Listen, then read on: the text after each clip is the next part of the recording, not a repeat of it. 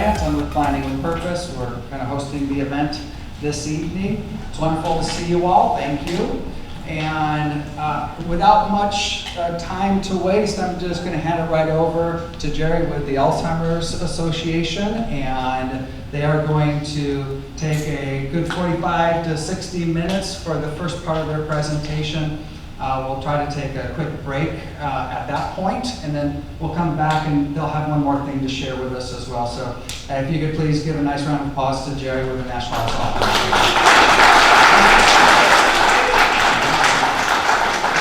Thank you for having me here tonight. It's wonderful. We love to share information with folks about this. This is kind of one of those things that we really like to get information out there for. And then I want to also recognize Lauren, my coworker in the back. So we're both program managers, so we're out in your community sharing information, trying to get rid of the stigmatization around this disease. And she does King County and I do Snohomish, and as you know, they kind of cross over sometimes, you know, like Bothel's half and half. So that's why we're both here. So I'll start the presentation. I would ask that you do questions at the end. Let us know if you're not hearing. We did some tests and we think we've got it pretty loud, so some people might be too loud and other people, that's the way they can hear it. But there are some videos that are embedded in the presentation. When I'm done and we do the break, there's actually a brochure specific to this presentation that'll be back at our table so that you'll have a listing of the 10 signs that you'll be able to take home with you. So with further ado, I'll go ahead and start it.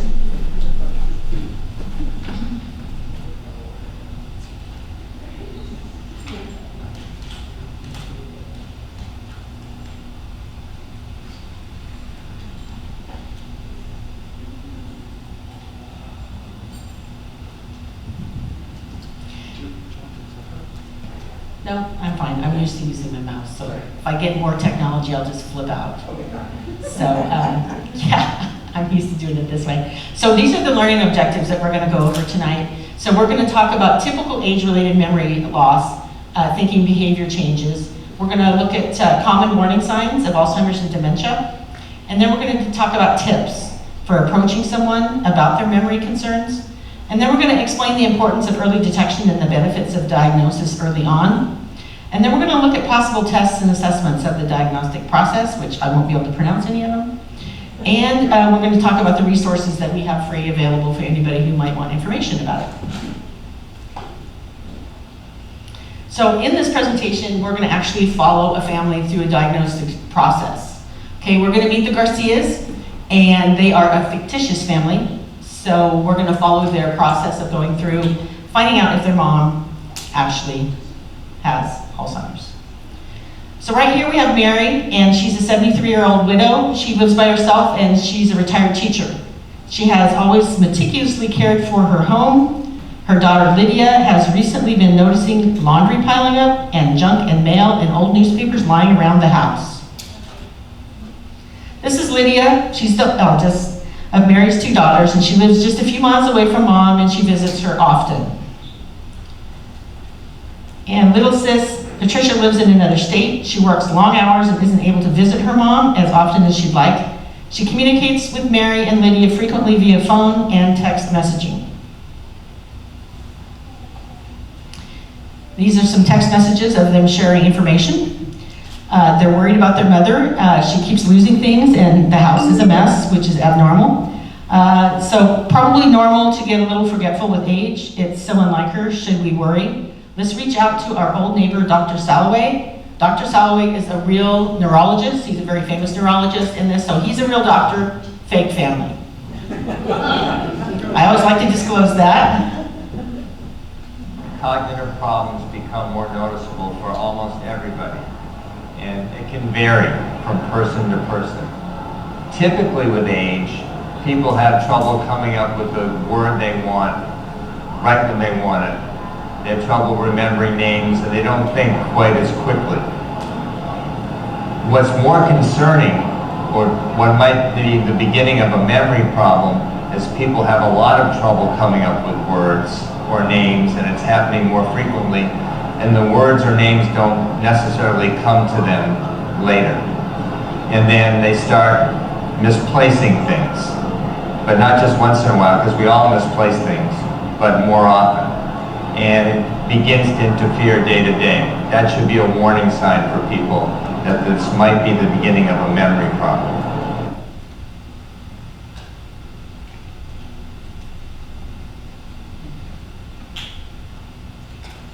So we get this question a lot, what is dementia? I get this in my presentations all the time, and they're like, what's the difference between dementia and Alzheimer's?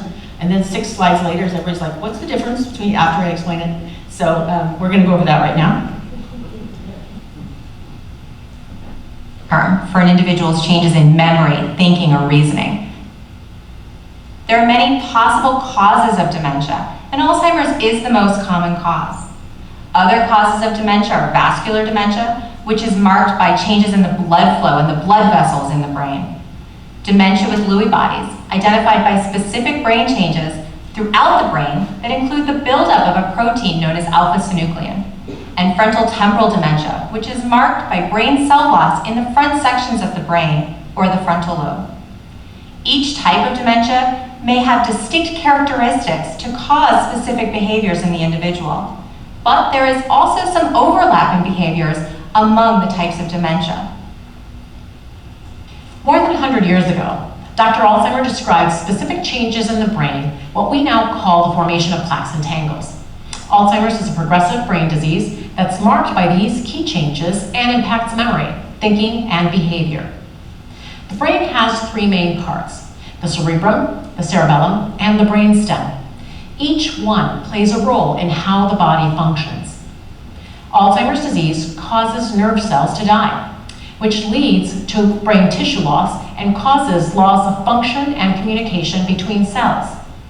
These changes can cause the symptoms of Alzheimer's, such as memory loss, behavioral issues, problems with thinking, planning, and at the end stage, swallowing.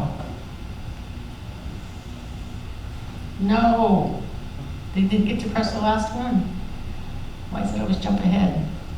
It's important to know what the warning signs of Alzheimer's are and to be on the lookout. We know that we change over time, and the warning signs of Alzheimer's can be warning signs of a number of things, but when you see those in yourself or in someone you care about, it's important to check it out, to consult with a doctor, to find out what you're dealing with.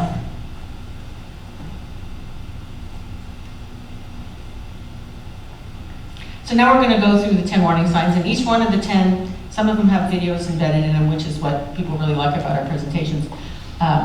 But each one of them will have an example of normal aging, memory loss, and things that you should worry about. So number 1 is memory loss that disrupts your daily life. So typical age-related change would be, sometimes you forget names or appointments, but you remember them, a little bit later, usually 2 in the morning when you're trying to sleep. Possible signs of dementia. So one of the most common signs of Alzheimer's is forgetting recently learned information, forgetting important dates or events, asking same questions over and over, and increasingly relying on memory aids, post-it notes, family members, or tasks family managed with ease. Number 2, typically age-related changes make the occasional errors when you're managing your finances or your household bills. Possible signs of dementia. Some people, they experience changes in their ability to develop and follow a plan or work with numbers, which may result in trouble following a familiar recipe or keeping track of monthly bills, difficulty concentrating and taking much longer to complete an easy task. We're going to hear from John about this issue. 5 times more time preparing for something than I did, say, 5 or 10 years ago. Because of I would lose my thought, I'd lose my focus, I'd get anxious, I wouldn't get to sleep. I was thinking this, I was in my sleep, I was thinking about what I was anxious about, which was what I was trying to remember, which was what I was trying to prepare, which I was trying to do. So it was really a vicious circle of, so I was able to control it a lot, so that people on the wouldn't see things and there weren't things to be seen. It's what was disturbing me was what effort I had to put into to do the things I used to do more easily. All right, number 3, difficulty completing familiar tasks. So typical age-related change, occasionally you need help to use the settings on the microwave or to record a television show, although I still ask my kids for that information. Possible signs of dementia, people living with dementia commonly have difficulty completing your daily tasks, driving to a familiar location, organizing a grocery list, remembering the rules of a favorite game that they've played for years. I'm going to hear from an expert here. With math or with reading in a way that's unusual to them.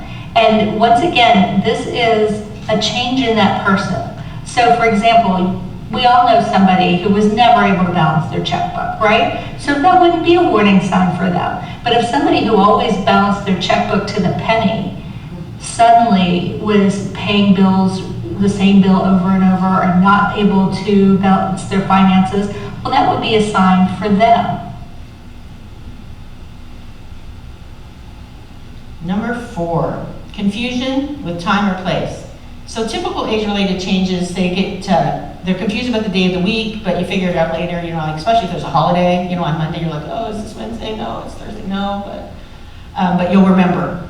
Possible signs of dementia, people living with Alzheimer's or another dementia, they lose track of dates, seasons, and the passage of time. So they have trouble understanding something if it's not happening immediately. They forget where they are or how they got there. If grandma comes out in her Christmas sweater in July, then you need to worry.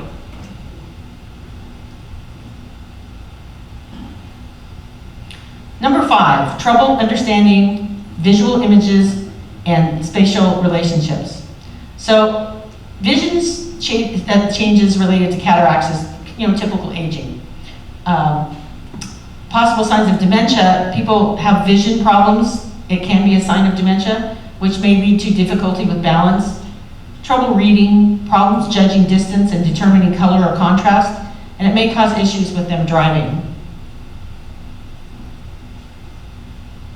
A disease of memory. It can affect other things too. It can affect the way that we perceive what we see. So sometimes somebody in the early stages of Alzheimer's might go to the eye doctor because they're having trouble seeing, and in fact, their vision is just fine, but the way they're perceiving what they're seeing may be difficult.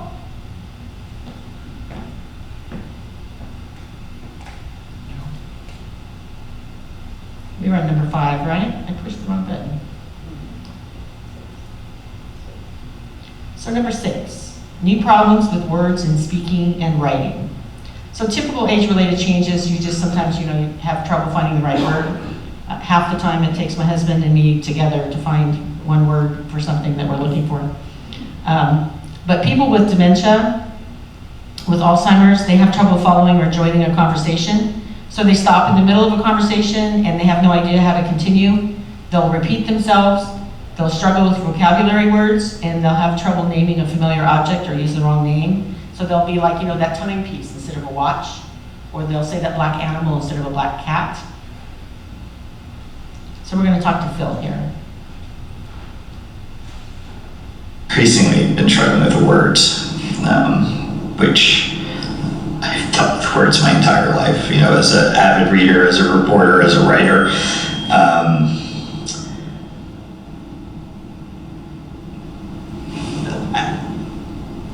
I struggle with them now. So number 7 is misplacing things and losing the ability to retrace your steps. So typical age-related changes is you misplace things from time to time, and retracing your steps, you can find them. A person with dementia or Alzheimer's, they may put things in unusual places, lose things and be unable to go back to follow over their steps to find them, accuse others of stealing, which may occur more frequently over time. So if you find the slippers in the refrigerator, then you need to be worried. Wonder if, if they lose their keys or their glasses or their purse, is that a sign of Alzheimer's? And one thing that I would say about that is, for most of us, we might misplace something, but then if we retrace our steps, we can usually find it, we can usually remember. For a person with Alzheimer's, sometimes they're not able to retrace their steps. Sometimes that memory is just gone. And so when they do find their keys next to the phone because they got interrupted by a phone call when they were coming in and they set their keys down in an unusual space. So there they are next to the phone. If that happened to you or me, we'd probably remember, oh yeah, the phone was ringing when I came in the door. I put down my keys. The person with Alzheimer's might not remember. They might wonder who's moving their keys around because they never put their keys by the phone. So that's just a little bit of a difference in some of the dynamics with losing things in Alzheimer's. I had somebody tell me a story about how it was summertime and they were going to the store and they were hungry for spaghetti.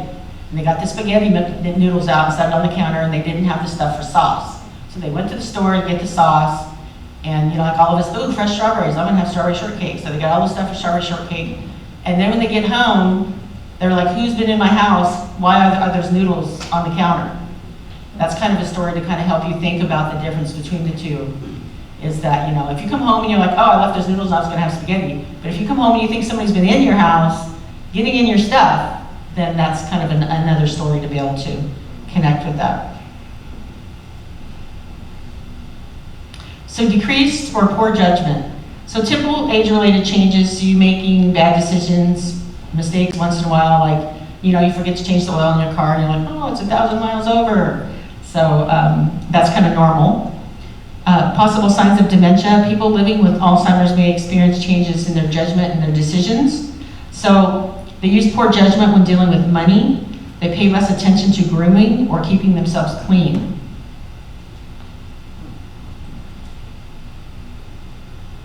I wouldn't say I was OCD, but pretty close to it. And all of a sudden, everything was okay with me. It's like, oh, it's a pile, I'm tired. So my dining room table usually looked like it was someone's office, because I always would say I would do it tomorrow. And then my bedroom, as far as clothing, I would just put it in a corner, put it in a chair. And all of this is just, I wouldn't say it looked like I was a pet rat, but really I was, because I never threw anything away. I always would say, I'll get to it, but I never did get to it. So just the way of my standard of living, it was actually decreasing.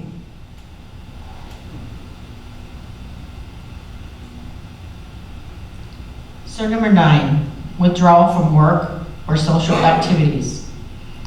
Typical age-related changes. Sometimes people they're uninterested in social engagements or doing stuff with family. They're just, I just want to stay home and do whatever else they want to do instead of doing that. But signs of dementia or Alzheimer's, a person, they experience changes in their ability to hold or follow a conversation. So as a result of that, they withdraw from hobbies, social activities, or other engagements. So if you had somebody who was very much a social butterfly, and then all of a sudden they don't want to go to bridge anymore, or a gentleman that maybe used to be out in the shop all the time with his hands doing something, and then they stop doing that because they get frustrated because they can't remember how to do the activity. And so due to embarrassment or misunderstanding and confusion, they just eliminate the fact that that's going to happen. So, having trouble keeping up with a team that they maybe used to follow all the time, and now they don't even know what a touchdown is in football or something like that.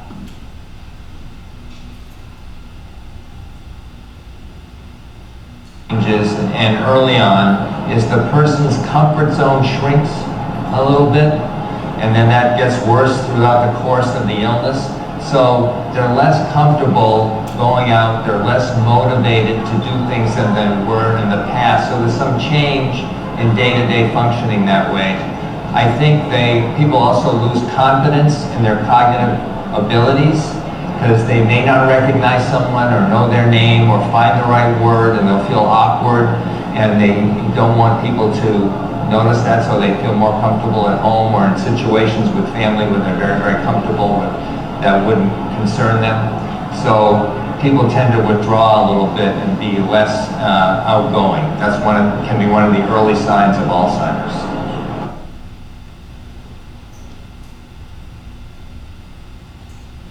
Number 10, last one, changes in mood and personality. Typical age-related change.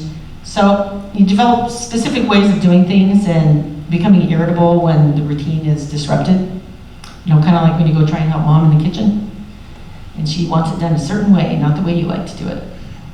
Possible signs of dementia. People living with dementia, they experience mood and personality changes sometimes.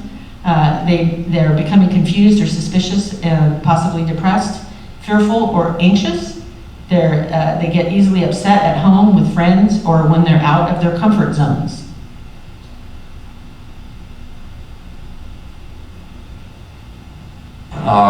Of Alzheimer's or dementia is subtle changes in behavior. So all of a sudden, the family may notice the person is more easily irritated, or more impatient, or a little moody, or have a shorter fuse, or more anxious. Now, there's lots of things that can cause that, but often that can be an early symptom of Alzheimer's or go along with the early symptoms of memory loss. I often hear stories about the cussing nun because they forget, their self-awareness goes away, and so they forget the part that says that's not an appropriate thing to do. You know, and other caregivers are like, my husband started going to get the mail in his underwear and I don't know what's going on. You know, and so those are just kind of some of the things, you know how it is with your health, right? You know, if something feels off, you know, your intuition is usually pretty spot on, so you need to go with it.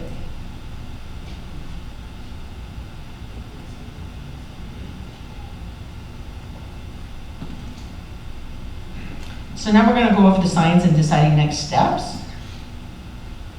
We're going to visit back with the Garcias and see how it's going with the two sisters and mom. Did you look at the warning signs info I sent? I did, but still don't know. Mom's showing a couple of signs, but not all of them. Time. How do we know if it's serious enough to see a doctor? Let's check with good old Dr. Salway. Isn't it great that they're living right next to a famous neurologist? I think that's just so appropriate. Especially when there are early symptoms or signs. So on a good day, people might function very well and not really even, no one notices there's a memory problem. But on other days, especially if they're tired, then things become more noticeable. So memory is variable. It's not all or none. And then there are different type of symptoms that develop for each person. So some people may have trouble with language, may have trouble with organizing themselves, may have trouble navigating while driving, and other people don't have the same symptoms. So you don't have to have every symptom of Alzheimer's to be concerned. And I think the most important thing is determining what has changed from that person's normal level of functioning. And usually people have a pretty keen sense of, you know, what they can normally do well. And then when either they or the family notice that there has been some change from that usual pattern of functioning, that should be a warning sign to people, but they don't have to check up all the boxes.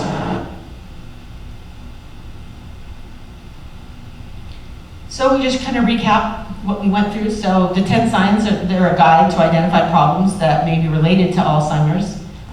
Individuals maybe experience one or multiple signs in varying degrees, but they don't have to experience them all for there to be a concern. If you notice any of these signs in yourself or someone else, it's important to see a doctor.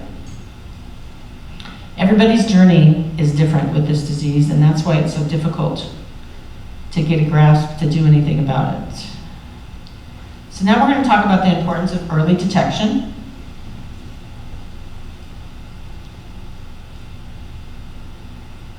You know, it's a very interesting phenomenon that people who have memory problems are often less aware of it than family members or their friends who know them well.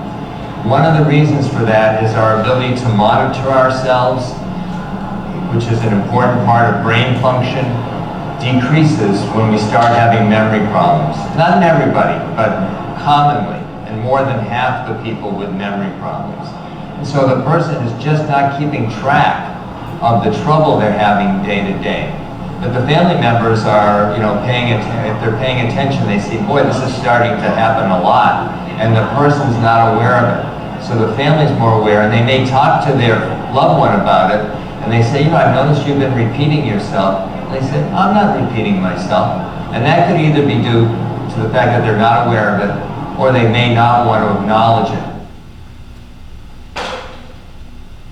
I was so adamant about what was happening to Daryl I wasn't sure, I didn't know. And this wasn't the person that I know.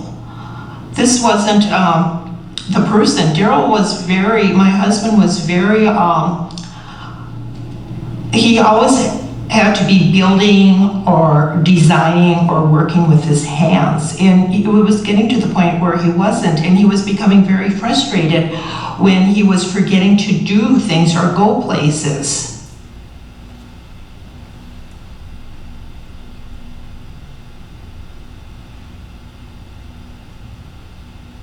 So what to do? That's what we're going to talk about next.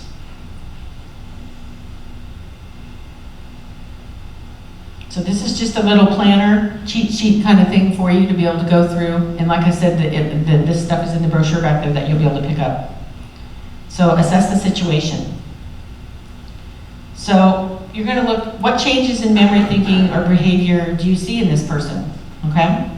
And a lot of times this might be, especially if, let's say you have kids that live far away and maybe it's been the longest that they haven't seen you. And a lot of times that will be the person that will notice, because you know how it is when you gain weight, it's like a pound here, a pound there. Somebody, if your daughter lives next door, these gradual changes, they might just not even notice because they just accept it as your new behavior. So a lot of times somebody who hasn't seen you in a while is the person who's going to notice this. So number 2, so what else is going on? Did they just lose a spouse? Did they just lose a job? You know, what other stresses could be happening? You know, maybe their best friend just passed away. And they're like, you know, man, I'm surviving all my friends and nobody's left. You know, you have to look at all the situations that's surrounding the person. So what else is going on? So learn about the signs and the benefits of early diagnosis. Clap, clap, clap, that's what you're doing today. So you get to bonus points there. Has anyone else noticed the changes? So say you're the daughter and you come to visit mom and dad, you know, maybe you know the neighbors, maybe you know somebody that they belong to, you know, a bunco club or, you know, whatever, and you know, ask around and see if they've noticed, you know, how are my parents doing? How's everything going? You know, that kind of thing, so that you can kind of get some information. So if you are concerned, you're gonna have to have a conversation. This is gonna be a difficult conversation. We have a whole class on difficult conversations.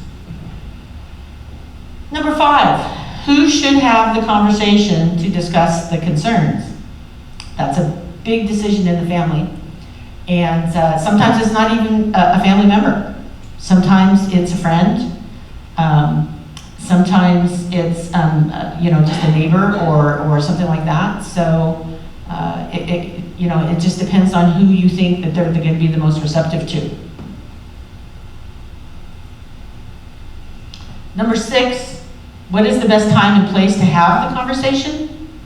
So are they a morning person? Are they really in a great mood after coffee in the morning? Maybe you want to take them to their favorite restaurant for lunch and go for a walk in the park and then talk then. You know, so it just depends on you know, what you think is going to be, where they're going to be the most receptive for the conversation that you're going to have. So number 7. What will you or the person having the conversation say? So this is, you know, list out your bullet points.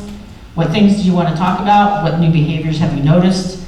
A lot of times if there's safety concerns and things like that, you know, I often tell people to start doing like a log of things. I had a friend say, you know, I was driving down 90 the other day and my husband, he didn't know what exit to take to get to our house.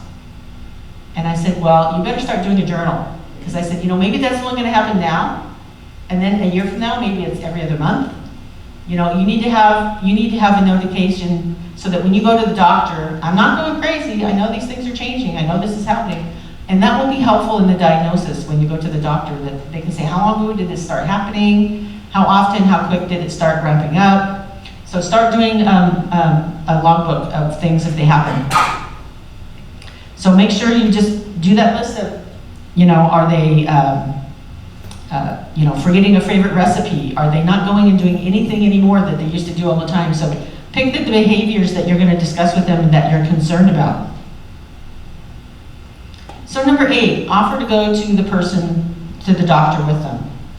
And, you know, that's back to maybe, you know, let's go to the doctor, then we'll go have lunch, Mom. And, you know, this is just for my peace of mind. Mom, go to the doctor so I can sleep at night. Okay? You know, not for you, but for me, because I'm worried. I love you and I'm worried. Okay? So get him to go to the doctor. It could be something, you know, I had somebody tell me, sister came to visit, all but everybody in the family was like, oh, you know, she's just getting old, she's forgetful, blah, blah, blah. Sister was mad, took sister to the doctor. There was a lump back here they removed, and she was fine. So, you know, it really is critical for you to investigate, find out what's going on. It could be something that could be repaired. If needed, and we know this is going to be needed, have multiple conversations, because you know it's going to probably take more than once.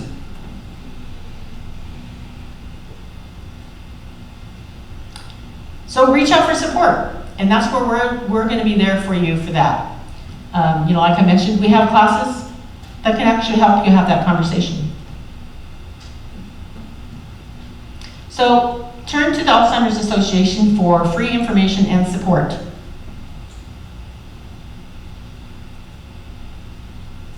See a doctor.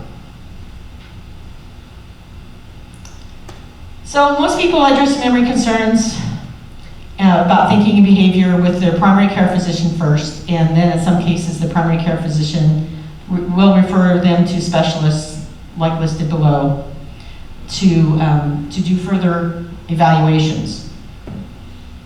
So that's kind of the process that the Garcias are going through.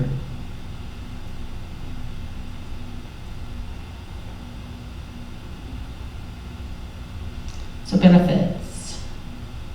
Number of benefits in early detection of Alzheimer's.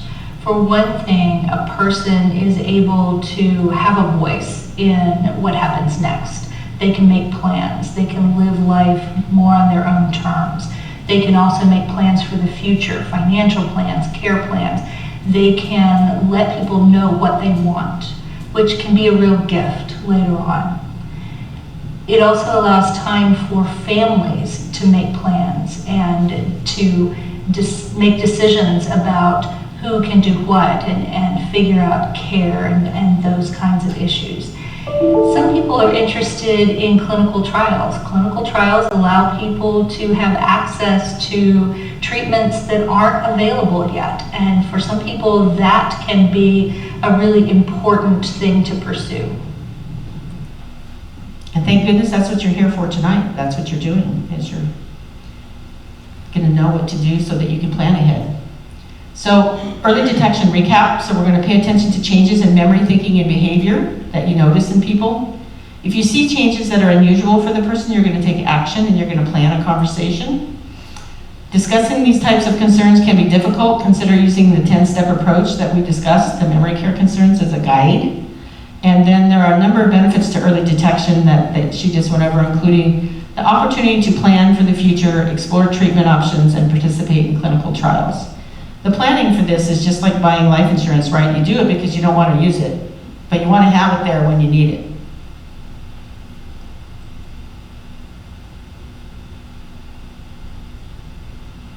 So we're going to look at a diagnosis. I think this is a little quiz. I know we have all A students here. Is there a way to currently diagnose Alzheimer's?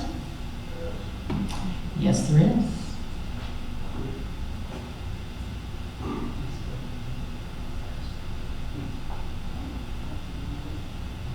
There are a number of assessments and tests that make it possible for healthcare professionals to diagnose Alzheimer's with a high degree of certainty.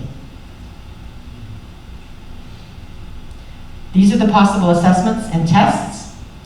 So you're going to start with your GP, and they're going to do, medical history that you probably already have with them.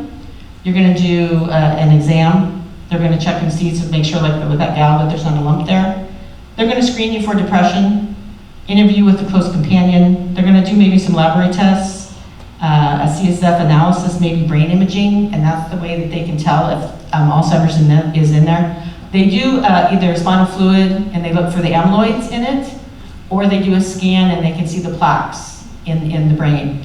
We have, I think it's in about the third year of clinical trials, a blood test. So we're really excited. We're hoping that we can have the blood test FDA approved fairly soon, because that would be really great, especially for rural areas that don't have access to a lot of the expensive equipment that's required. So, do dementia-like symptoms always result in Alzheimer's and another dementia diagnosis? So we're back to the sisters.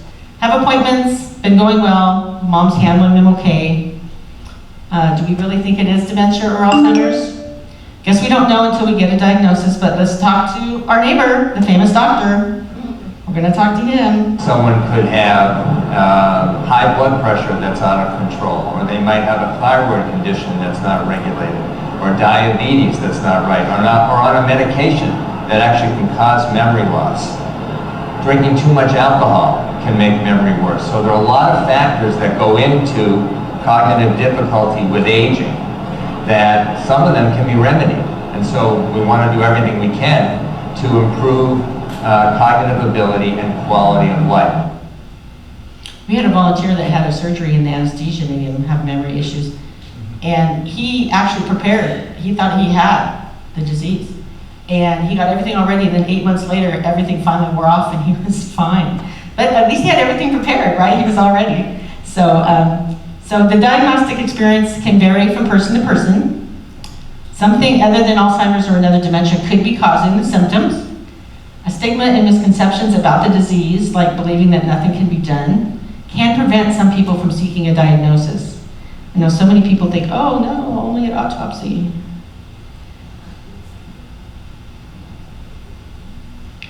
So what's next when the diagnosis is Alzheimer's?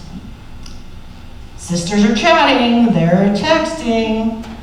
So I called but got your voicemail. How did it go? Call you later when I get home, but the diagnosis is early stage Alzheimer's. Oh no, what do we do now? Doctor said the Alzheimer's Association offers free resources for some even help people live well with the disease. We'll call soon, but left the office with some hope.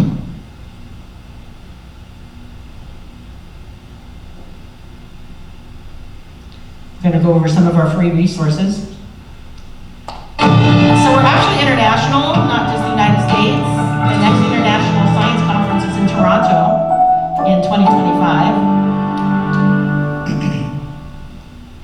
And at our presentations, we always read our mission. The Alzheimer's Association leads the way to end Alzheimer's and all other dementias by accelerating global research, driving risk reduction and early detection, and maximizing quality care and support.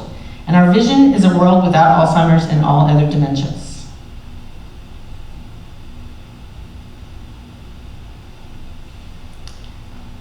One of the best free services we have is our 1-800 number. Else that I've been able to make into the call center, when I've had a couple of quick questions that I wanted to ask. You know, there's been a couple of nights, 2 o'clock in the morning, you have questions, you have anxieties, and I was struggling dealing with them, and it's amazing. It was one of the best things I ever did, was keeping the call center on my favorites now. Just to know that there's somebody you can call who is aware of what you're going through. And our website.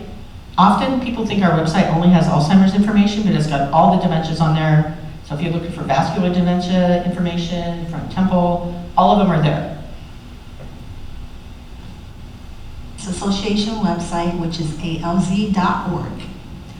Then I was trying to find out more about what was Alzheimer's, what really is this disease, what is younger onset Alzheimer's, what is dementia, is there a cure, how long has it been around, how many people are affected by this, where can I go for resources, where can I go for help, what do I do with this, how can I handle this, is there more people like me out there, is there someone that I can talk to if I need to? And there I found the support line that's 24 hours a day. And there I found where I can go for workshops, where I can go and read things and postings that people have done, where I can find out what events is happening in the Alzheimer's Association, where I can see how it's affecting people around the globe.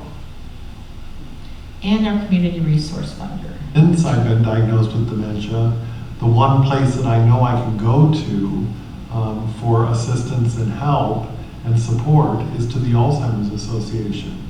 There are people there that I know by name that I can contact if I'm having a difficult time or if I'm struggling to find some resource, that they will provide that to me. Interestingly enough, we're like a baby in the nonprofit world. We were only created as a nonprofit in the early 80s. I think it was like 1981. So that's actually pretty young for nonprofits. So we're just going to go over ways that you can fight this disease. I'm not going to click on all of them, but we'll be back there at the table later. And you guys, if you know somebody who would, who wants to volunteer, somebody who wants to be an advocate, somebody who has a great story. We've got a trial match where, somebody, if they want to be part of a clinical trial, sometimes science is your jam. And, maybe you've had a lot of it in your family and you want to do clinical trials to help move the science along, especially for your grandchildren, great-grandchildren. The walk to end Alzheimer's, the walk, unfortunately I can't invite you to the walk in Seattle because it happened this morning. But our walk next Saturday is in Everett, so if you want to go down to the new refurbished waterfront in Everett, it's on next Saturday at 10 o'clock. People can come and they can get a windflower, and you get purple if you want to walk in, if you want to remember somebody that passed away from Alzheimer's. You get a yellow flower if you're a caregiver. You get a orange flower if you just support our cause. And let's see, what am I missing? Blue. Blue is if somebody's physically healthy enough and they want to come and walk and they actually have Alzheimer's, they get the blue flower. It's a very pet-friendly walk. You can bring your dog if you want. And then the last thing is the longest day, which is kind of the event that doesn't happen. It's we celebrate it for the longest hours of the day in June and the 21st. We usually do something for the shortest day in December too, like luminarias for people who have passed away. But you can pick like an activity that you like to do, and you just go onto the website, sign up, and you can have a bunko party and then just do it. Or you can do it to your coworkers at work, and then you don't actually show up someplace for the day of, you just do it through that way, so busy people with busy lives can support the cause if it's important to their family.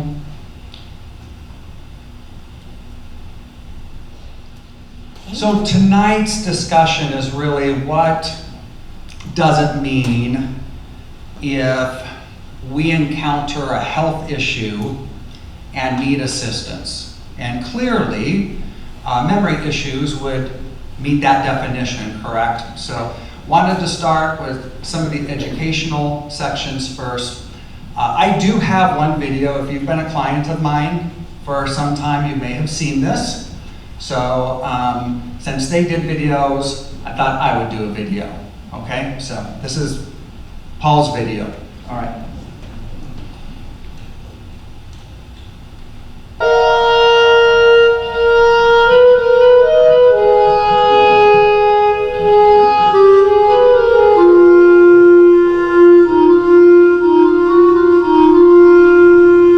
I went to the doctor yesterday. He told me I have age-activated attention deficit disorder. This is how it manifests itself. I need to wash my car.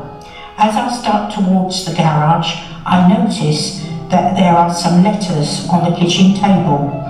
I'd separate the post into bills and junk mail. I go to put the junk mail in the bin and notice that it's full. But then I think that I may as well pay the bills first.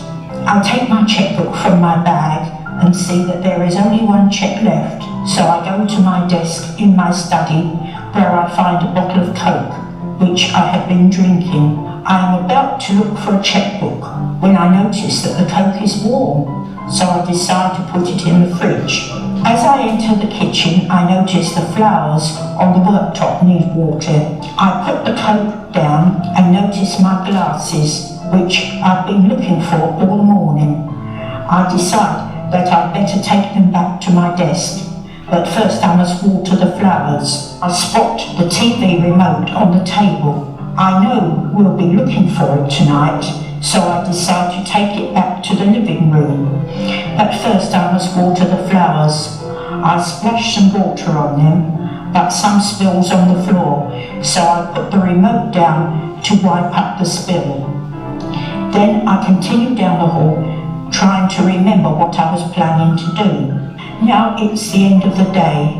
The car isn't washed, the bills aren't paid, there's a warm bottle of Coke on the worktop. The flowers aren't watered, there's only one cheque in my chequebook. I can't find the remote or my glasses, and I don't know what I did with the car keys. I tried to work out why nothing got done today, and I'm baffled because I've been busy, and now I'm really tired.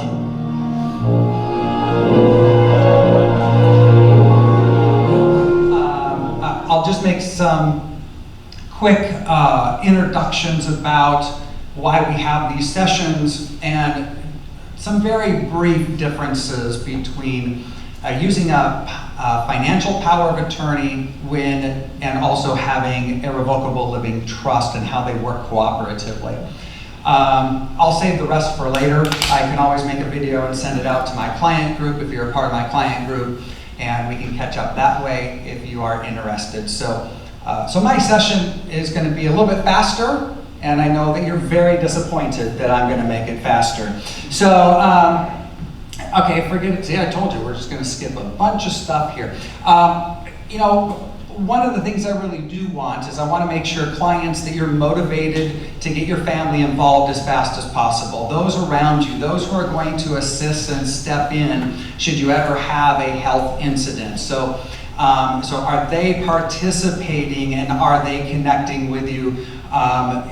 Because that is going to give you a lot more peace of mind, and it's going to give them peace of mind that they know what to do, or at least how to get some of the help, such as with the Alzheimer's Association or some of the other people that we have here tonight. So for those who are here that are not clients, the reason that I love having you here is I want to make sure that you gain some confidence that there is a process, that those who you are going to step in and assist, they have a plan, they have something all the way already around them, so that you don't have to do a lot of guesswork. If someone has a health incident, whether it is memory loss or whether it is something that is immediate, typically that is an emotional event that causes us to respond. And how many of you know that when we are in an emotional event, our brain tends to turn off? And it's harder to capture our thoughts and gather them and really put them in a distinct order. So as we look at some of the things that we put together through estate planning and some of the legal things that you need, then we want to make sure that you're ready, because unfortunately, if you're 65 years or older, there's a 75% chance that you will have a health incident that requires someone else to assist you for at least a period of time. So what that means is that we need to be ready to face that, and that's one of the things that I appreciate about the presentation we just did, which is if we have good understanding, better knowledge, it helps us get ahead of things instead of responding to things, right? So knee-jerk reactions don't always produce the best results. Ever notice that in life? Man, that sounds like a really good quote. I should like TM that or something. All right, so we use a definition in estate planning. I want to control my property while I'm alive and well. Does anyone like control? I've helped a lot of you. I know which ones of you really like control or not. So yes, you like control, and you want to make sure that you are able to use your property in the way that you see fit, correct? And that is a part of what a trust will do for you. Then we get to the second part of our definition, which is I want to make sure that a plan is ready for me, right? And those I love. If I ever experience a health issue, whether it is a progressing one or whether it is an immediate one. And so our trust design, the counseling that I do, is intended to meet this part of the definition. Okay, so clients, you can tell me if I've done a good job in setting things up and asked you questions. I'll just answer yes, it's been great. Okay, now I want to then go to kind of the two different documents that you're going to need to be aware of if you ever experience a healthcare incident, and they're wrapped up within a trust model and then a financial power of attorney. Now, financial power of attorney is often associated with a will package as well. So if you had a will, most attorneys out in the public market would give you a will. They'd give you a financial power of attorney. That could also be more of a general power of attorney. And oftentimes that general power of attorney will have financial issues in it and healthcare issues in it, all wrapped up into one convenient 5-page document. Okay, so you heard a little sarcasm in there? Just a little, okay. So, because if you're my client, you know I don't care about trees very much, so let's just keep printing, right? Okay, so you paid me by the word. Did you forget that part? Okay, so I'm going to look at these two different issues: a financial power of attorney, oftentimes wrapped around a will package, versus how does a trust interact with it. Now, every single client of mine likewise has a financial power of attorney.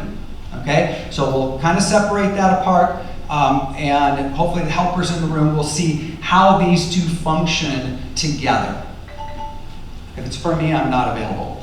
Okay, so in my world, I use the term disability. I don't want to use the word incapacitation because there's a limiting assumption to that.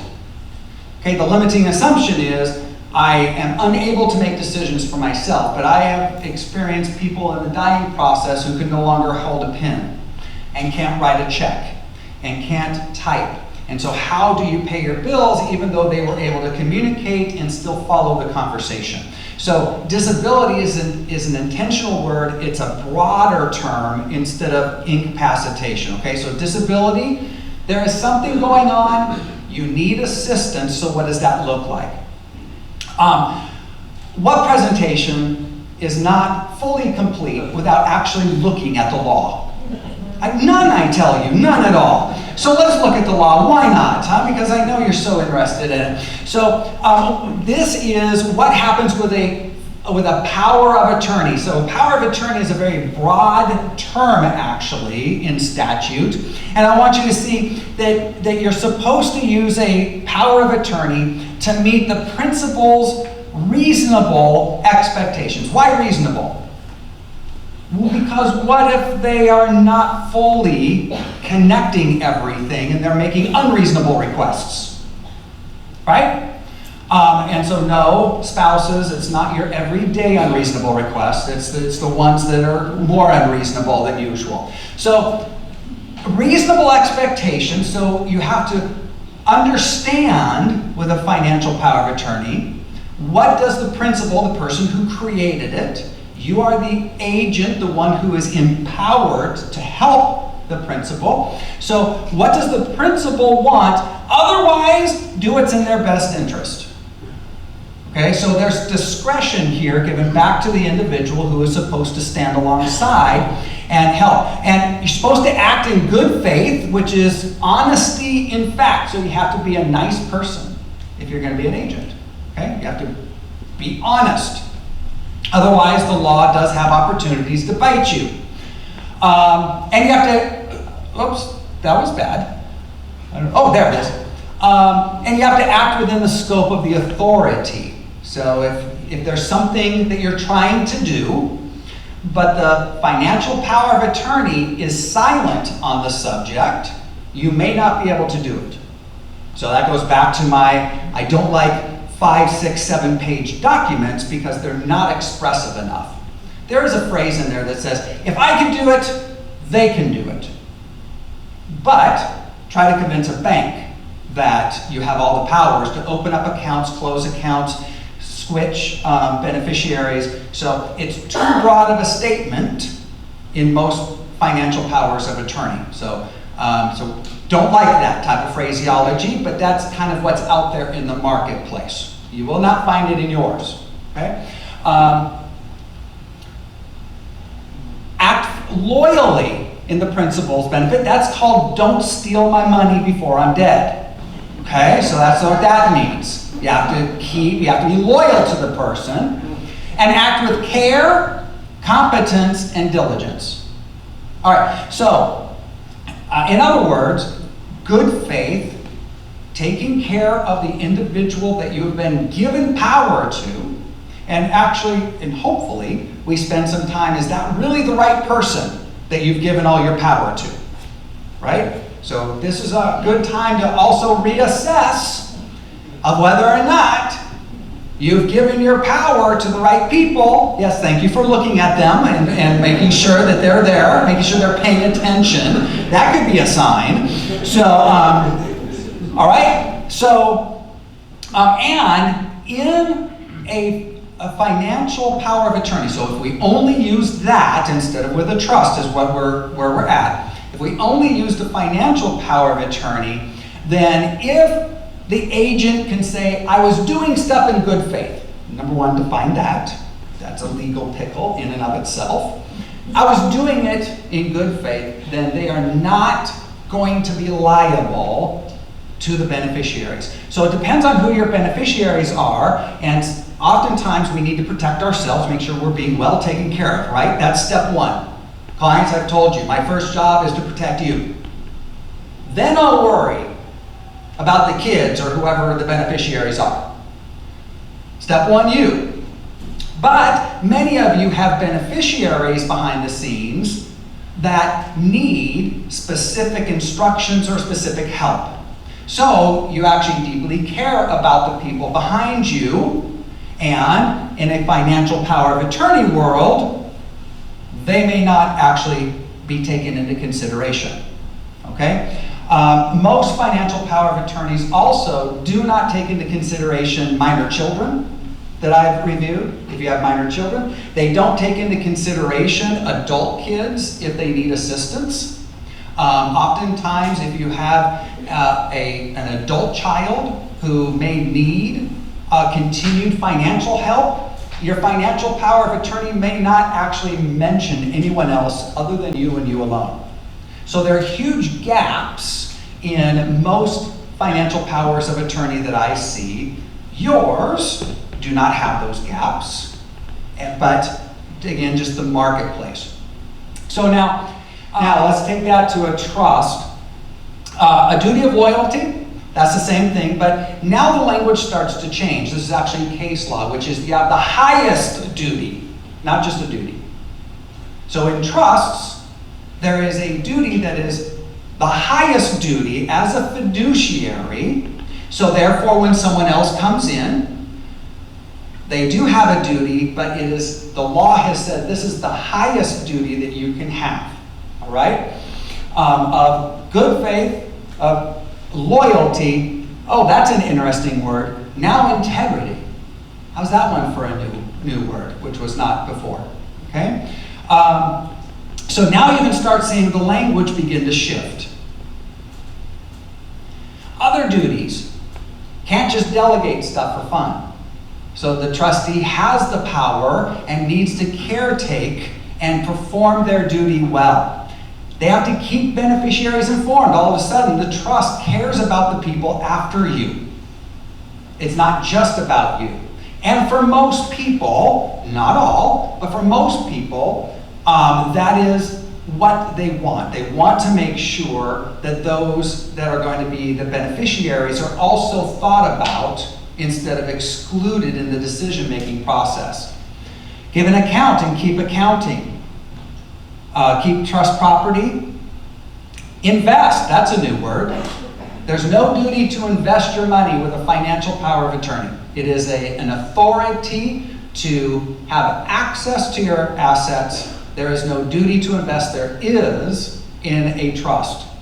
Avoid a conflict of interest, defend actions, and follow the terms of the trust. So it's not an all-power document. There's a lot more boundaries, okay? So, which one as an attorney do I want my clients to have? Well, it's the one that I only do. That's an easy call. So, but now do you understand a little bit of a different viewpoint of why I want clients to use trust. It's not just for a tax issue. It's not just so that we can make sure that the rugrats get whatever's left over in a tax advantaged way and make sure that they're going to be okay. That is fine. That's all good. But there is a greater ability in a trust model for me as an attorney to step in and actually take care of you. And if you know me yet, I am a sucker and I like to step in and help people. Okay? So the time of disability, the language then is that cannot manage his or her financial affairs. In other words, you lack the appreciation or the understanding of what it means to manage your finances specifically. It doesn't mean it to be eccentric. Okay? So I'll let that one sink in for a second. Just because somebody wants to give all their money to the cats, if you're not a cat person or if you're a dog person, to all the dogs, or whatever else, that may not mean that they are unable to appreciate the nature of that decision. It just may mean that they are eccentric, and that is not disability, even though the family probably wants them to be. Okay? So, and also, just because they cannot manage their affairs doesn't mean that they need a guardianship either. So, what does it mean? What does it look like? And when should my phone be ringing if you are watching over family members and I have a concern? So, is money starting to go out to different organizations or in faster lump sums than ever before? Are they making more and more financial mistakes? Are they being scammed? And it's the third time or more. Okay? Are they actually demonstrating a lot of the signs that we just heard earlier this evening? And so when is it appropriate to really start looking at someone needs assistance? And oftentimes there's a health incident. That's the easy one. They're wiped out, they're in the hospital, they can't pay their bills, we got to move things, doctors say it's going to be a long recovery. Okay, we may need to make some type of a legal shift in power to assist. It's the more subtle times that are difficult to comprehend, and that's kind of what the whole first part of the session was. These are subtle issues of when to step in and when to start kind of wielding more and more power. So, unable to physically function, memory issues, and then, like I said, the obvious issues. So there's one of two ways that we can make a determination in my documents of whether or not you are going to be deemed, quote unquote, disabled. Okay? One that I gave clients is we can use a traditional doctor system. We go to the doctor, they do a medical examination, they do a cognitive test. They want to make sure that you can spell Bob backwards. They ask you what you had for breakfast last week. They have you recite the alphabet backwards, which I can't do, so I better start practicing. And so what they're doing is they're developing a medical baseline, all good stuff, but that is the more traditional way to make a determination that your power should be removed. Or we can use what we have, which is a family-driven or a friend-driven process. We call that a disability panel, those who know me. So for me personally, my wife and my younger brother, who lives close to me, and we see each other quite regularly. Fortunately, my dad is as sharp as ever at 86, knows his son. So there's my board. So if those three, did I count right? Yeah, remember I'm an attorney, I can't do math. So, but I'm a tax attorney, so I should be able to. So never mind, I strike that from the record. So if they determine that I need assistance, I'm just not doing what Paul usually does, then I'm going to lean into their decision. Because my wife of 33 years, my dad has known me since the day I was born, and my brother, who I picked on all the time, probably still hasn't forgiven me, so he's the wild card.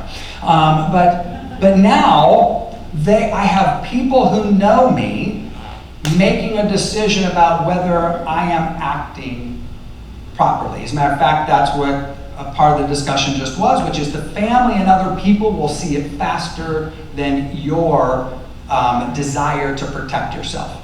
Okay?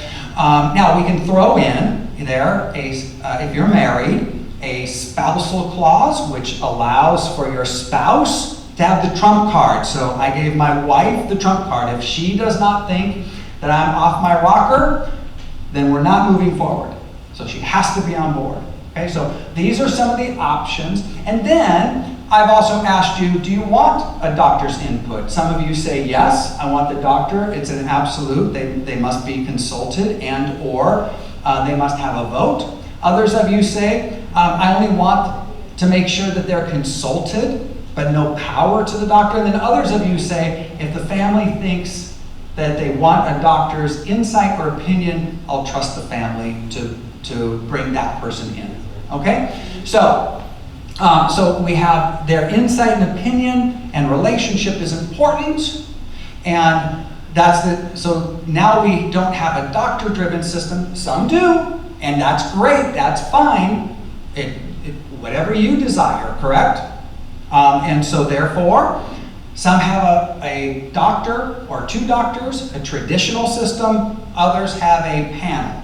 All right, so now, what to do if disability strikes? Number one, make sure that the client themselves is safe, right? And so give us a call. We are able to guide you. I get releases from my clients so that if something is going wrong, I can speak to you. Remember confidentiality? I can't talk to you about decisions unless my client has said it's okay. So in this area, I have releases from clients so I can guide you through the process. We have to understand if you want doctors, if you want the panel, and then that starts the thought process of actually removing somebody from the trustee. In the process, if someone called and indeed the panel and or a doctor says yes, they need help, what we're doing is we need to remove them from the trusteeship. Okay, so if you're a client, you are a trustee of your own trust, correct? You have power and control, because we all like power and control. Remember, all back to power and control. So we have the power and control, but if you have a health incident or need assistance, we need to remove you from that power and control over your finances. So that means we need to bring the successor in, if they're not already a partner on it.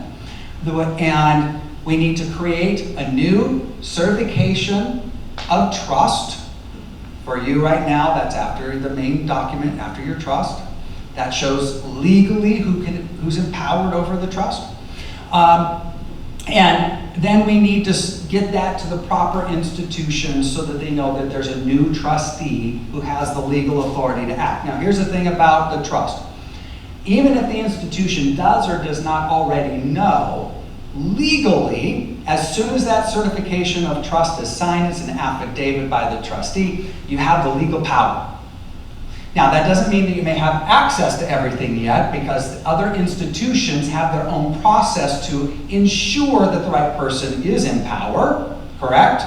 But by terms of the law, you have now access and power over everything in the trust instantaneously. Versus with a financial power of attorney, if we had to use it, that's an institution by institution document that you have to go to, okay? And submit that. So, a little bit of a difference in the trust model versus using a will financial power of attorney instead. We're talking about money. So we just removed a trustee. We bring in a successor trustee. So now we have a new person who is over the finances. Okay? So we have your successor trustee having power. So this is David Bleiweiss. Hi, David. How you doing? I've known David for just a day or two. No, it's longer than that. How long has it been? 10? Probably about 10 years or so. Wow. Yeah. And you keep hanging out with me. That's pretty amazing. Okay. And David works for Edward Jones, financial advisor. I thought that his voice for a period of time, as far as what is a financial advisor looking for, or what are some of the things that they would be concerned with if someone else is coming into power to start managing your money. So David, I'll turn it over to you for a bit. Great. I said that you love the Seahawks and your wife. Yes. Those are accurate statements? Yes. Okay, the second one was a little bit of an assumption. I knew the first one for the Seahawks. Yeah. That's right. So, thank you, Paul.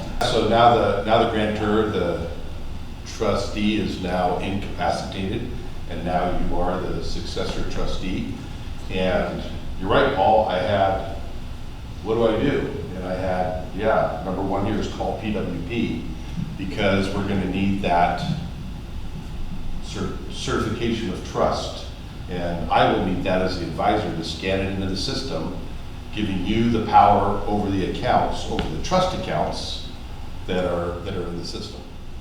Questions that I will ask of you, or advisors should ask of you in this first meeting, will be something like, will this change the investments? So we've just had a life event. I need to determine, is this a long-term event or is this a short-term event?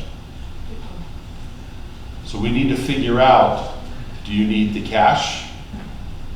What kind of a facility or what kind of care are we providing the trust maker, the grantor, the person you're caring it for?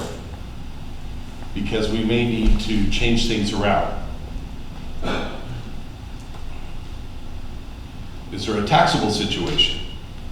So we need to also look at taxes if we're moving investments around in order to provide care for the person you're caring for. I'm next going to ask you, what do you need help with? Do you need money? Do you need resources for care? Right?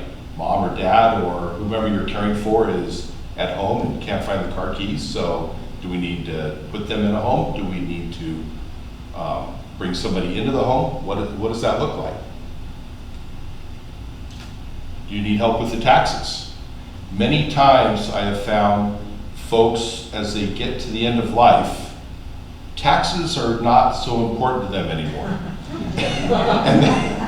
and that might be one of the signs that the Alzheimer's folks might need to add as a sign is, yes, they stop paying bills, but they also stop filling out those tax forms, and years will build up because they figure they'll get around to it, or they've convinced themselves that they don't need to get around to it because death and taxes are certain, and one is right now outweighing the other for that individual. Documents, right? Do you need help finding documents, the trust documents, right? Did Paul show you where the trust is so you know where all the directions for the trust is? Do you have the financial power of attorney, the medical power of attorney? Are there other people involved? Maybe one individual has medical power of attorney, maybe somebody else has financial power of attorney, and maybe someone else is a successor trustee. Do you need relationship management? Do you need someone to quarterback for you to reach out to CPAs or their CPA to make sure taxes continue to be done or taxes need to be caught up? Do you need someone to communicate with the attorney for you? Do you need someone to help you find a care individual?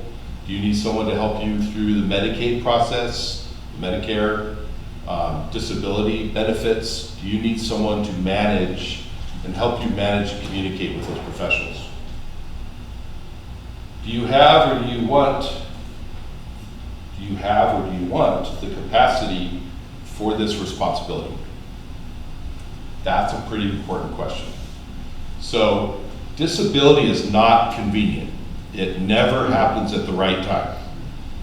And all of a sudden, your life is now turned upside down because that loved one named you the person to be responsible for this.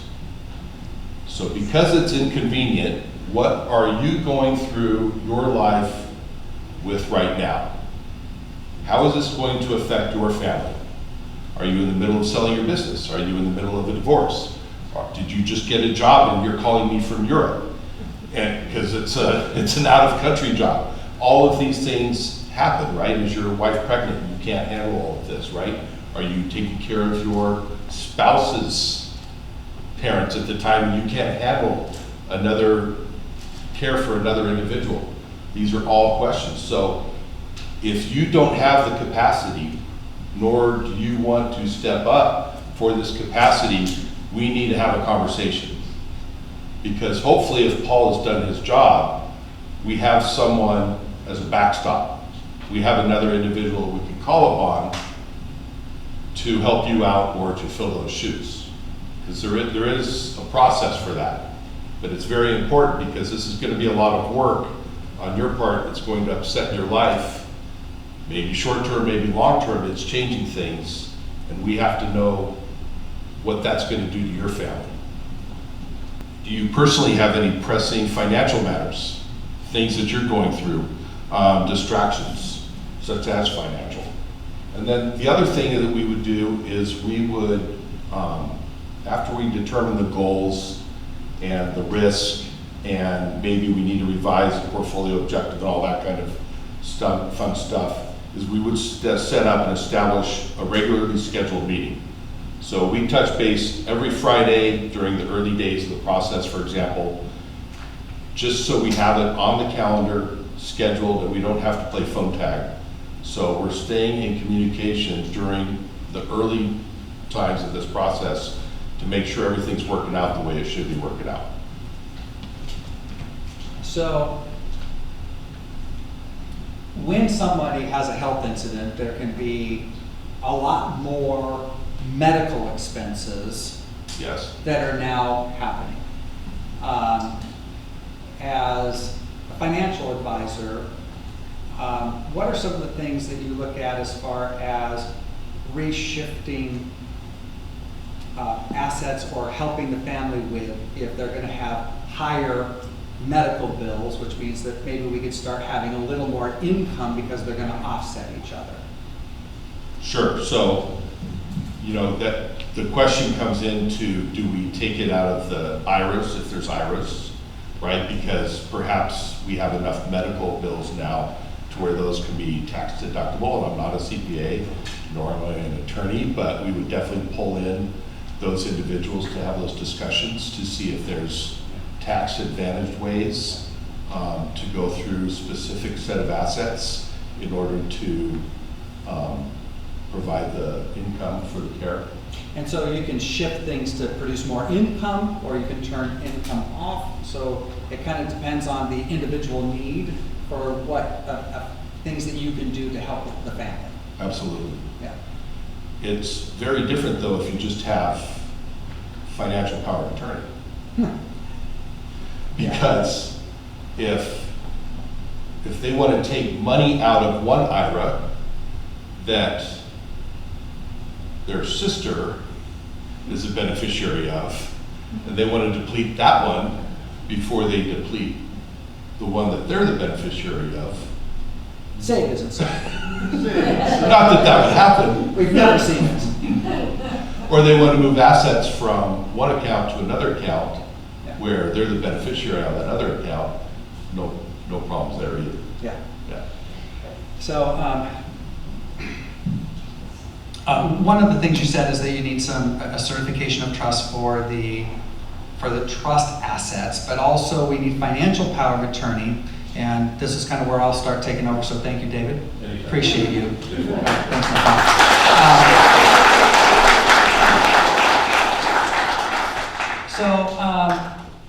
one of the big deals is how do these two instruments work with each other? So we have trust assets, and that's a successor trustee hat, right? So anything that's in the trust, successor trustee. However, anything that's in the client's name then is managed by the financial power of attorney. Okay, so clients, this is always the test. And only answer if you're absolutely positive. So there's 2 assets that we don't put into trust. Cars is one of them, fantastic, and the other one is usually a big one. Not houses, but our IRAs, or in other words, our tax-deferred accounts. Now, our tax-deferred accounts, IRAs, 401ks, 453Bs, whatever other Bs and Cs and Ds that they have magically on them, they all are wrapped up in the term IRA that I use. Now, by tax law, that has to stay in the client's name. So if it's in their name, which document are we using? Financial power of attorney. Because the financial power of attorney manages a person's name. What else do we have in our names? Credit cards. We never put liabilities into a trust. So we have credit cards. What if we have to turn off a credit card? How about the dreaded utilities that seem they own the world and that they must have every power of attorney since 1953 that was ever formed before they will talk to you? Try to call Comcast sometime if your name is not on the bill. So, anything, tax returns, what David was just talking about, every year, sign your individual name. So now we need an agent to sign your name if you can't sign it. So there's multiple things that you still have in your name and that you do in your personal name, okay? Lawsuits, bankruptcies, applications for governments, and the list goes on and on and on, all right? So we need that financial power of attorney. So whoever is your helper, they're wearing 2 hats simultaneously, and the question is, what asset or what issue are we looking at? And is it a trust asset or is it a personal asset? That will tell us what form or what document has to go and where. So actually, your financial advisor needs both, because most of the time you have trust assets and then you have those IRAs, and in order for you to talk to the advisor about the IRA, they're going to need the financial power of attorney versus the trust documents, right? All make sense? So we've got this duality system, but yet it's better protected for a majority of the assets. So we got multiple different documents. Disability panel decides that you need assistance. Trustee handles the trust assets. The agent of the financial power of attorney handles anything else that's outside of the trust. How about timeshares? Number 1, don't do it. But number 2, if it's too late, it's, well, okay. But number 2, then how do you try to get rid of that, or whatever the case may be? So anything that is outside the trust then becomes a financial power of attorney. And then we've got our healthcare documents, and that's going to manage your communication with doctors. So we have a healthcare power of attorney. That's kind of the general be-all document. It allows you to communicate on their behalf. Clients, we also have a mental health power of attorney. Do you remember signing that? If not, let's talk. So we have a mental health power of attorney. That's because Washington State has a different statute for mental health issues, so therefore I create a separate document with those specific statutes. We have a HIPAA authorization. We have an end-of-life document, right? So the fondly called pull the plug document. So what do you want in a true end of life? So these are all your healthcare documents kind of wrapped up into one. So DocuBank, another important part of what we do at Planning with Purpose is that you have a membership to DocuBank. That is, you're not going to carry your red or blue binder onto the airplane with you. I've never seen anybody walk on with a big binder of estate planning documents.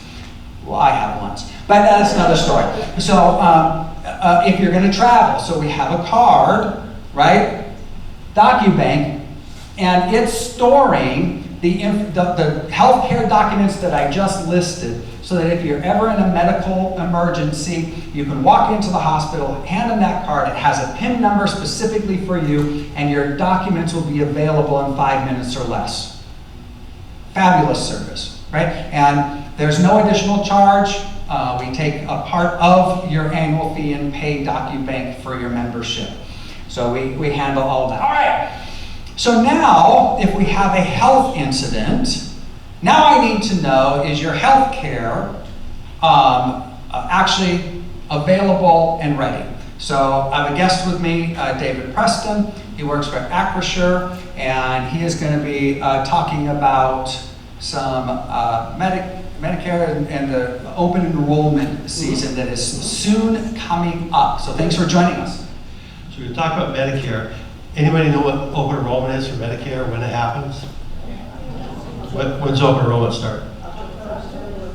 Okay, done, October 1st. And we don't know some of the things that are going to happen until October 1st, some things that are available. Have any of you seen this Medicare and You? Yeah. Even if you're not 65, this is something that's worth looking at beforehand, because I get calls all the time. We've got a team of people that do the Medicare products, long-term care, the PNC, all the insurance stuff. But it is a fiasco, and there's some new changes coming on. So some of this will be repetitive, I can tell, because you guys know what's going on. Part A, I remember Part A is like an A-frame house. So A is the facilities or the hospitals that you're gonna get your care from. And that's not gonna cost anything for people that are 65 or older. And Part B would be buildings, bodies. Sorry. A is the building. I say sometimes got to have these pictures. Remember, the doctors, the stethoscope there, the bodies of the doctors that help you out. Medicare Part B is going to cost you $180 up to, depending on your income. And your income, like right now, if someone's turning 65, right about now, and they want to get on Medicare Part B, it's going to be based on their income tax return from 2022. So what their income taxes were back then. So I've got some clients that are trying to strategize when they take money to spread it out a little bit to keep that Medicare Part B premium down. It can get up as much as $500. Then on that, I had one doctor client. He only took care of Medicare Part A and Part B. He didn't want anything else. So you can after that get a supplement. You were talking about all these letters earlier. Yeah. Part D is easy to remember because that's the drug part. And people will ask about the penalties. Are there penalties for not doing certain things regarding Medicare? How many penalties are there? I have no idea. But there's two main ones I'm going to talk about.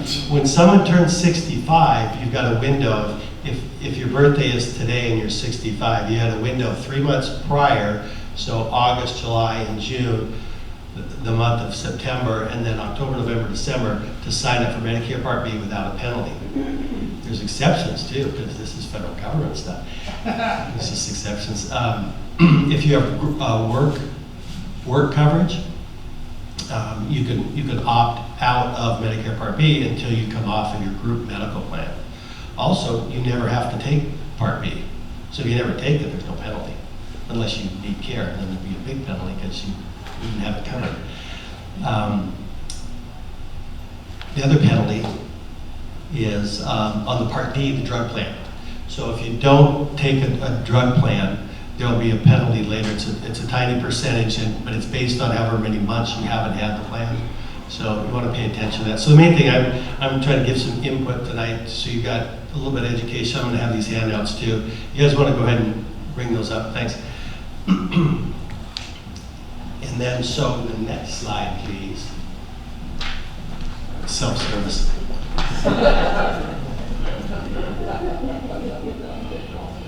Oh, sorry, I lost your. No, it's okay. Vanna White. So, that's not funny. That is not funny. Want me to show the video?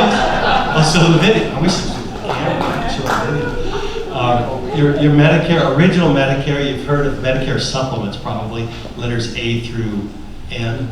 So very popular is Medicare Part F plan. A lot of people have that. They don't offer that anymore, so Plan G is a real popular one now. And those will pay, in addition to what Medicare Part A and Part B does not pay.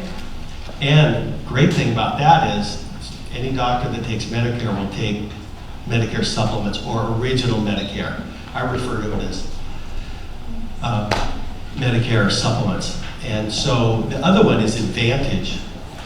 So that's the new one to see. If you see it on TV, you're going to start seeing ads on TV with Joe Namath and who else is doing those? It's kind of scary. There's a lot of makeup there. A lot of makeup.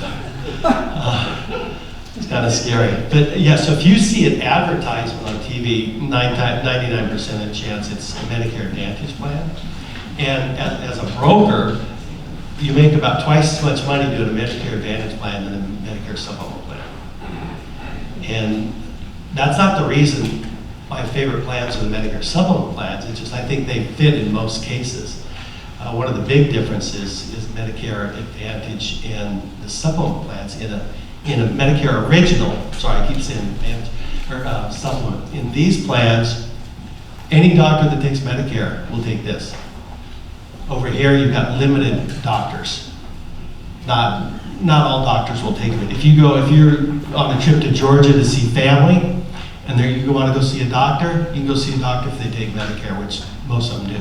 But if you're on an Aetna plan, Aetna Medicare Advantage plan, and you're going to go to Georgia, these plans will cover you. So these plans will cover more doctors. Also, out-of-pocket max, you're going to be at $300 per year or less out-of-pocket max here. Here it's about $7,000. Some of these are no premium, up to $200 a month. These tend to be about $180, $190 a month for premium.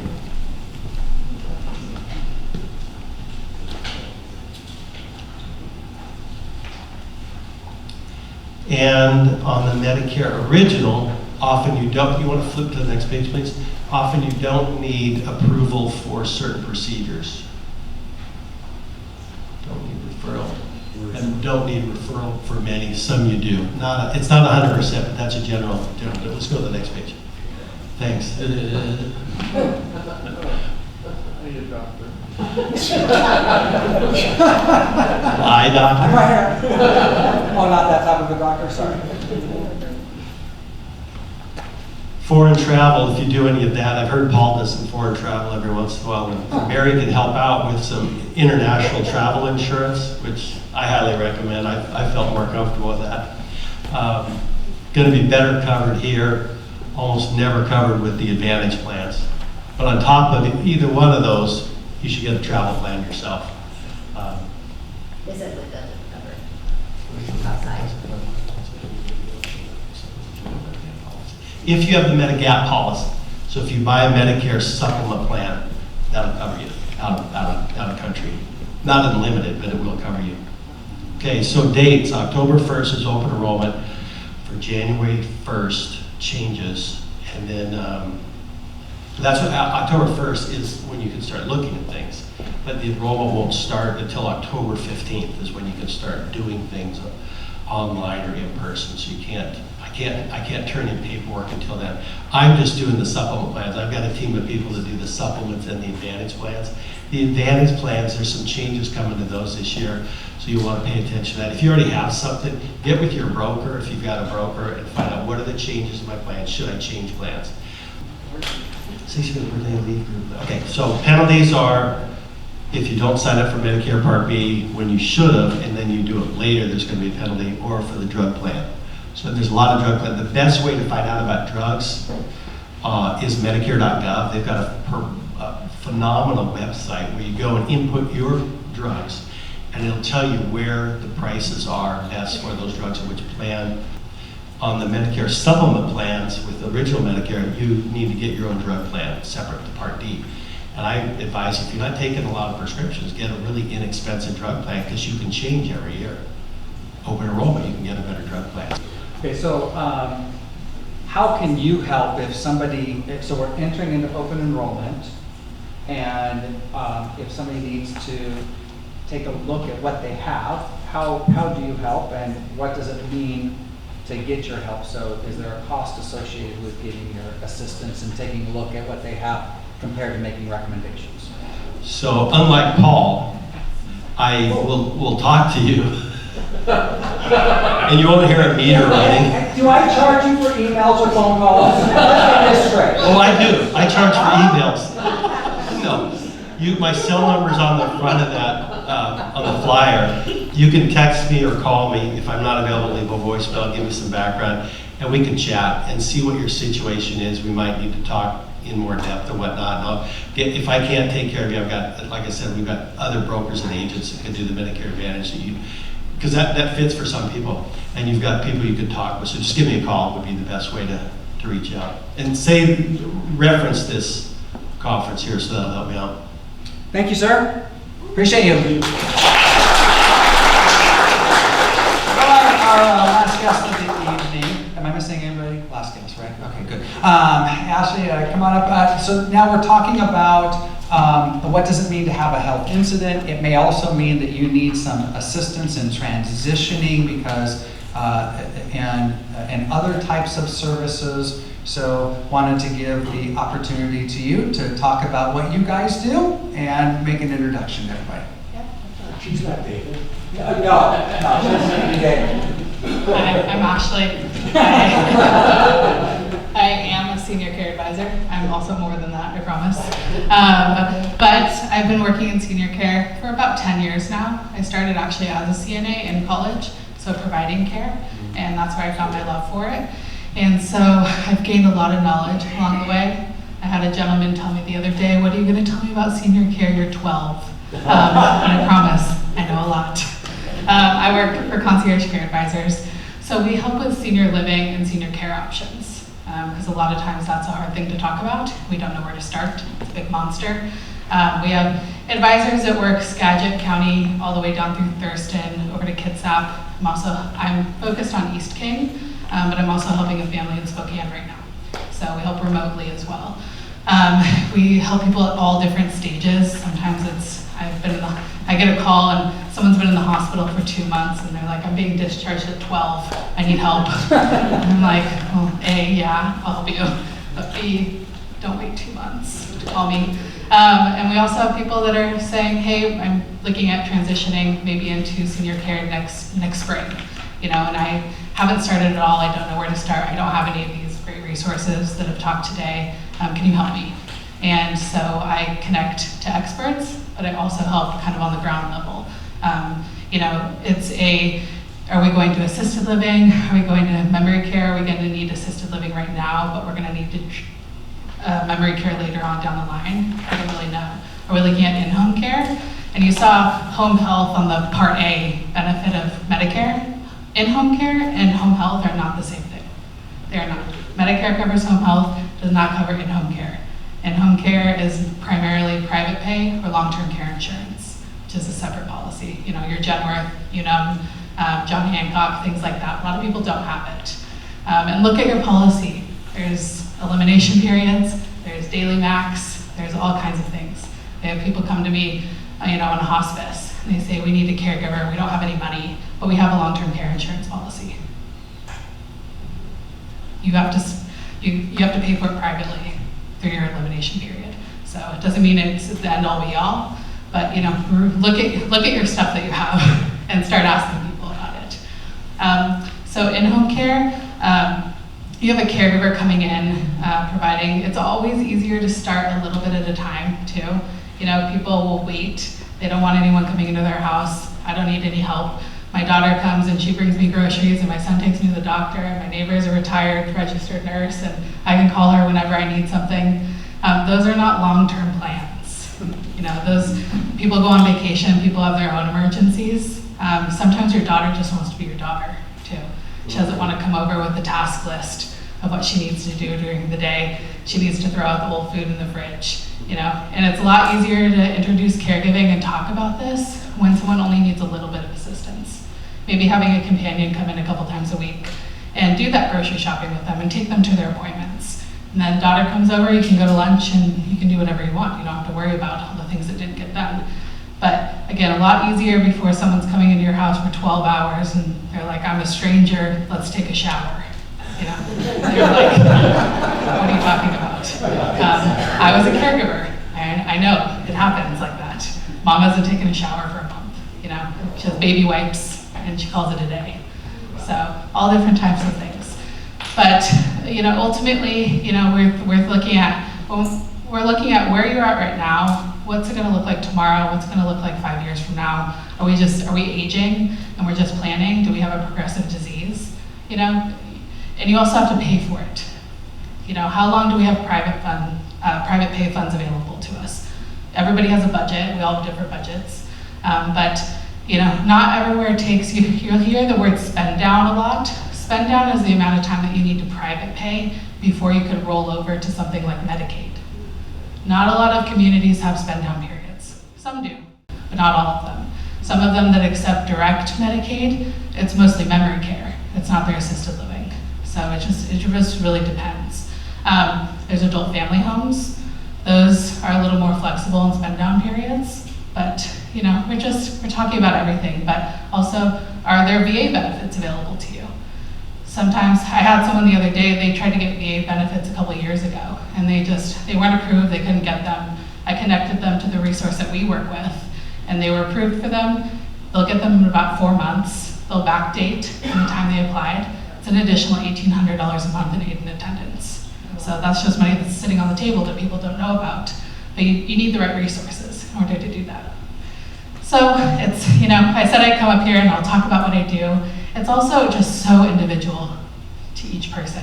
When somebody calls me, usually we spend about an hour talking, and we haven't made a decision. We don't know what we're doing yet, but we're just trying to put everything on the table, and just flooding with information about what's happening and what's going to be the best route for them.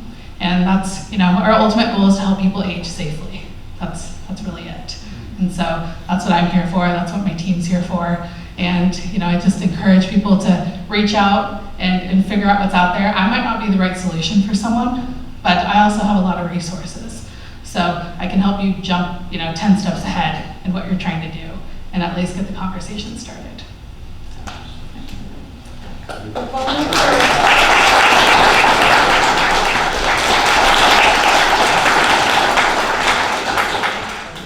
All right, a couple final thoughts.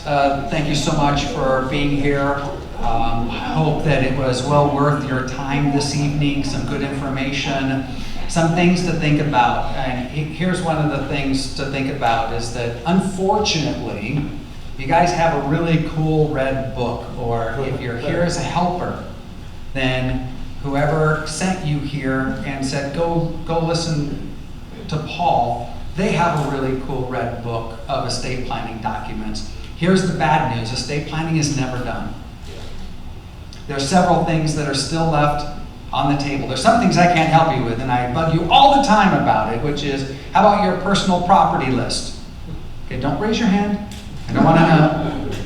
I'm not going to look. So, right, which is, how about grandma's vase that the whole family's going to fight over? Okay, thanks. I really don't want to deal with it. So that's what the memorandum is for. So that needs to be done. Have you gone through the blue form? So everyone remember the blue form that I had you fill out? It was a lovely form. So enjoyable to look through all the things about if I am at the end of my life and I can't even think for myself, what do I want to have happen? Just lovely things to think about. Have you shared that with the people that are actually going to need to use it? That's what we're talking about, right? Does the person even know where to find your book? Do they know how to contact me? So these are things of why it's never done. And then obviously tonight is about preparation, about thinking ahead and planning ahead. And I know it's exhausting. Genuinely, I do. But it is for a good step. And everything we have ever done is about preparing and using your voice so that the people who have to step in and make these decisions for you know as much as possible, because remember, they're going to be electrically, emotionally charged. They're already having a hard time. And so if we don't fill in the gap, I can only do so much. I can only print paper. and then sit here and encourage you to have the family conversations and the difficult conversations. But if we don't fill in that gap, they're gonna be in a worse position instead of helping them along the journey with communication. So that's what all of this journey has been with estate planning, and that's why we have these annual meetings. That's why I bug you in May, and I'm a broken record, right? And you still come back and listen to me. It's phenomenal. But this is why, because if we face this circumstance, you are giving a gift to the people who are going to step next to you and help you. And they really want that gift to be as well packaged as possible. All right? So, how was that for sentimentality? All right. Final thoughts. As I continue my practice, which also means that I'm getting older, more clients are getting older faster than me. I know it doesn't seem possible, but it's true. Which means that we're facing this more and more often. So it is a phone call that we get at our office more regularly, and it will continue to happen more regularly because most people come in their mid-60s or young 70s before they really do this in-depth estate planning, which means you're already old. Did I forget the Okay, so that means that we're getting more experience, and that's why we have events like this. If you need help, if you need to transition, we have ways to continue our relationship. Make sure that we get the triannual documents to you. We have ways to assist you to keep things updated. I have so many legal tricks in my documents to make sure that we can update the legal and tax issues. Okay? But again, if your helpers don't know who I am, because they've never come to this, or they've never come to anything else, or they've never watched the video, then it's really difficult to get them on board. We need current assets and income information. I send it to you every year. And I know I harp on you. Please send me back the financials. It helps me immensely because I don't know when you're going to have a health incident. If we knew it was coming, you'd do a better job. It's coming. So now's the time. Our biggest frustration is that people don't call us and let us know what's going on. And then I've got family members struggling with how to help you. And like we said, we have resources, we have good people in our hip pockets to help the situation. So let our phones ring. That's why we're here. So 4 goals, you got to know the law firm. So thank you very much for coming. If you are a helper, I appreciate being able to be in front of you tonight. Hopefully this, again, was very good information. There's a process. I don't care if it's a disability, if someone passes away. We have a very strong process, step by step, of what we are going to walk through. We already know what the process is going to look like for a large portion. This was just to give you an idea of things to think about because we, again, want to keep things moving in forward motion, and then also to encourage you to do your own estate planning, because why would I not shamelessly plug my services? So, 911, you got to know where we're at. So again, if you have the red binder, if you open it up, find that red page. It has our phone number, so the red binder, the red page, direct your people there. Specifically, if someone passes away, contact your family first, but then contact the firm as soon as possible. It helps. We can help get you the right information out of the gate.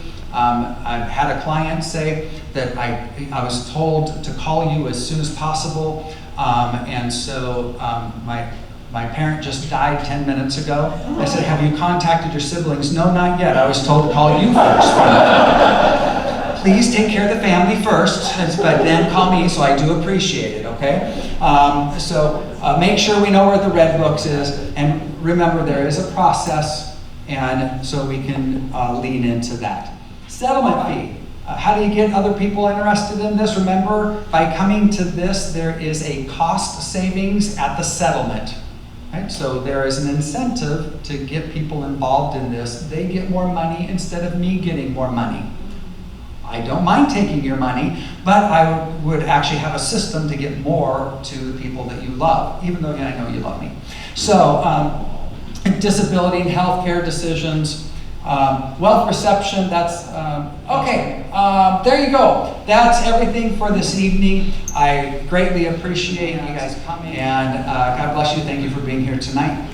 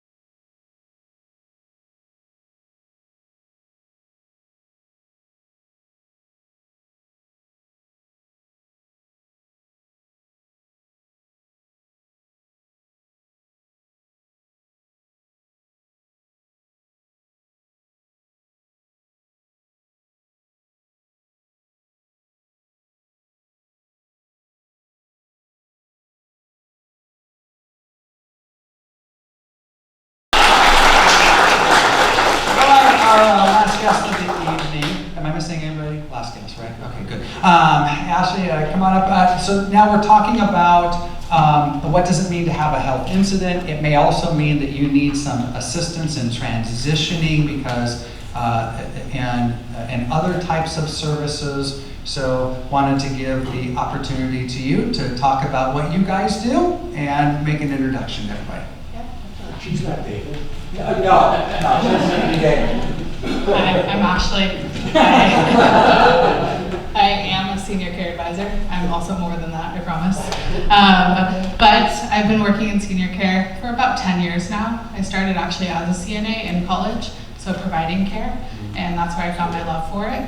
And so I've gained a lot of knowledge along the way. I had a gentleman tell me the other day, "What are you going to tell me about senior care? You're 12. And I promise, I know a lot. I work for concierge care advisors. So we help with senior living and senior care options. Because a lot of times that's a hard thing to talk about. We don't know where to start. It's a big monster. We have advisors that work Skagit County all the way down through Thurston over to Kitsap. I'm focused on East King, but I'm also helping a family in Spokane right now. So we help remotely as well. We help people at all different stages. Sometimes I get a call and someone's been in the hospital for 2 months and they're like, "I'm being discharged at 12, I need help." And I'm like, well, A, yeah, I'll help you, but B, don't wait 2 months to call me. And we also have people that are saying, "Hey, I'm looking at transitioning maybe into senior care next spring, and I haven't started at all, I don't know where to start, I don't have any of these great resources that have talked today, can you help me?" And so I connect to experts, but I also help kind of on the ground level. Are we going to assisted living? Are we going to memory care? Are we going to need assisted living right now, but we're going to need memory care later on down the line? I don't really know. Are we looking at in-home care? And you saw home health on the Part A benefit of Medicare. In-home care and home health are not the same thing. They are not. Medicare covers home health, does not cover in-home care.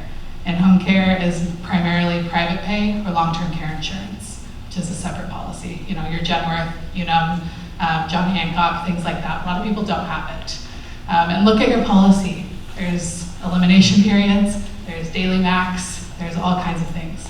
I have people come to me, on a hospice, and they say, "We need a caregiver, we don't have any money, but we have a long-term care insurance policy." You have to pay for it privately through your elimination period. So it doesn't mean it's the end all be all, but look at your stuff that you have and start asking people about it. So in-home care, you have a caregiver coming in, providing. It's always easier to start a little bit at a time too. People will wait. They don't want anyone coming into their house. I don't need any help. My daughter comes and she brings me groceries, and my son takes me to the doctor, and my neighbor is a retired registered nurse, and I can call her whenever I need something. Those are not long-term plans. Those people go on vacation, people have their own emergencies.